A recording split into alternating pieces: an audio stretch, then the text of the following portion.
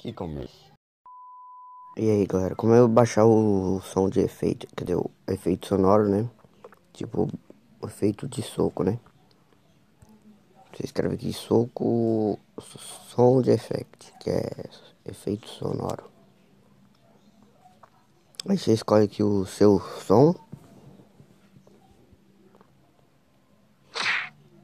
Tipo esse aqui, né? A gente vem aqui em copiar link, aqui. Copia o link. Tu vem aqui no Google século, não sei quanto. Século XVIII, tinha esquecido. Aí a gente vem aqui. Baixar música do YouTube. Eu coloco música, né? Eu gosto de baixar nesse daqui, ó. Esse aqui, eu vou deixar o link na descrição. I2 Mate. Acho que é YouTube, não sei o que, não sei o que. A gente dá um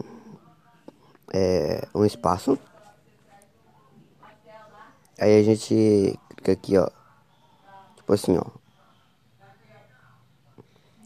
Clicar nesse negócio aqui e colar. Aí carrega aqui. Aí tem vídeo. Nós não quer o vídeo, a gente quer o som só.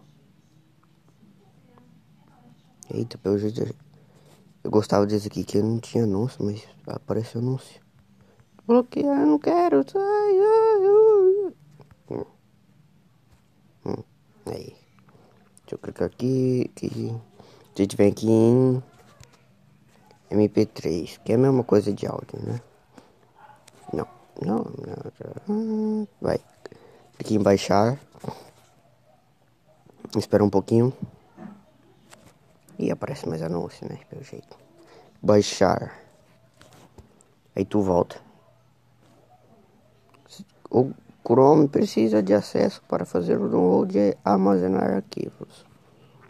Eu tinha limpado um pouco a memória, então limpei. Como ele é vir e baixa rapidão aqui, né? O som de soco. Eu tinha um diferente que é o tipo som 2.